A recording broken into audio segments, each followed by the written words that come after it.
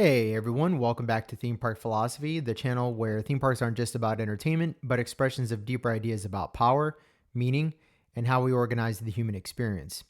And today I want to ask a deceptively simple question.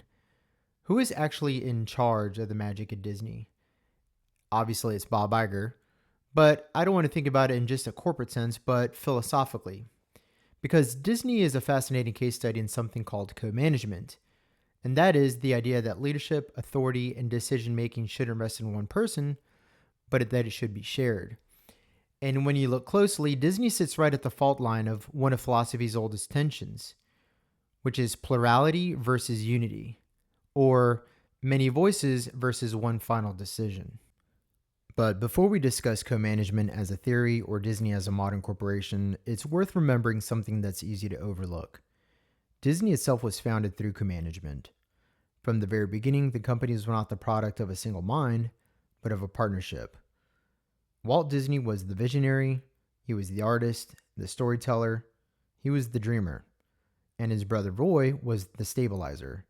He was the financier, the organizer, the one who made sure the dream survived contact with reality. Walt created worlds, but Roy made sure the light stayed on. And neither could have built Disney alone, and importantly, I don't think either really tried.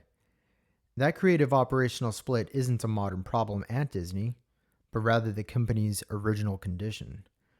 That same structure quietly reappears decades later. In the 1980s and 90s, Disney was effectively governed through a dual leadership balance: Michael Eisner and Frank Wells. Eisner was the ambitious, idea driven creative executive, but Wells was the disciplined counterweight, legally grounded, operationally steady, and risk aware. They weren't co CEOs in name, but they functioned that way in practice. And many people inside Disney have said the same thing in hindsight. The Eisner era worked best when Frank Wells was alive. But after Wells' death, the balance collapsed. Creative authority lost its counterweight.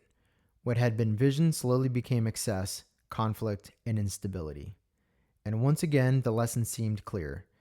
Disney thrives when creative vision and operational discipline are in dialogue, and struggles when one dominates the other. And that brings us to today and why I want to discuss this episode now. Just this week, Lucasfilm, one of Disney's most mythologically important subsidiaries, publicly moved toward a co-management structure. Regardless of how you feel about Star Wars, this matters symbolically.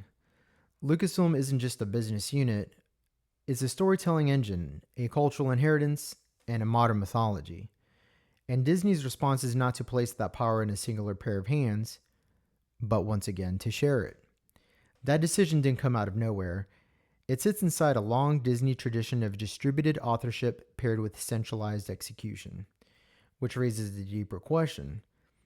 Is co-management a weakness Disney keeps flirting with, or is it actually the hidden structure that has always allowed the magic to exist in the first place?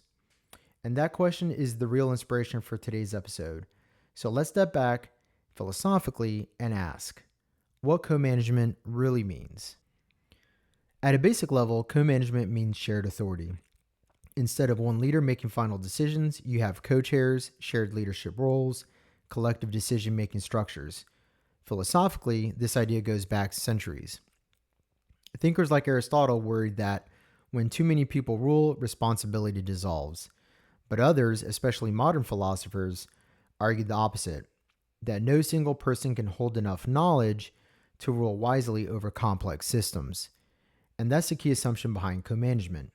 Knowledge is distributed, and power should be distributed too. In theory, this sounds almost obviously correct, especially for a company as vast as Disney. From a philosophical standpoint, co-management makes a lot of sense for Disney. First, epistemologically, or in terms of knowledge. No single person can fully understand storytelling and theme park operations and global finance and audience psychology. So Disney often splits leadership, creative leadership meaning, operational leadership execution. And that truth emerges somewhere in between. And then second, ethically. There's a deep fear, especially among creatives, that efficiency will crush meaning and that spreadsheets will flatten imagination and the art will simply become content. So co-management acts as a safeguard, a way of saying creativity is not subordinate and that has a standing. And this echoes philosophers like Hannah Arendt, who argued that power isn't something one person possesses, but rather it arises between people acting together. At least philosophically, co-management seems tailor-made for Disney. But Disney isn't just any company.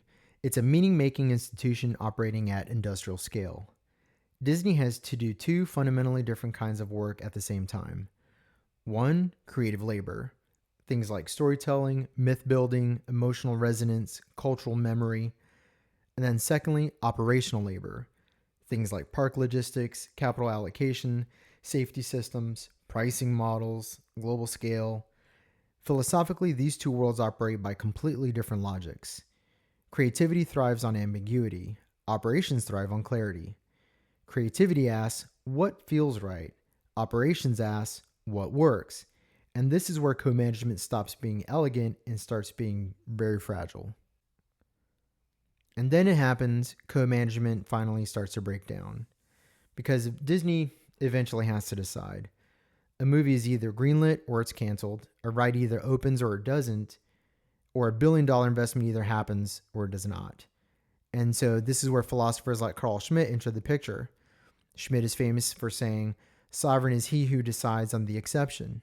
In other words, real authority reveals itself in moments of crisis when someone has to say this way, not that way. And so Disney lives in permanent exception.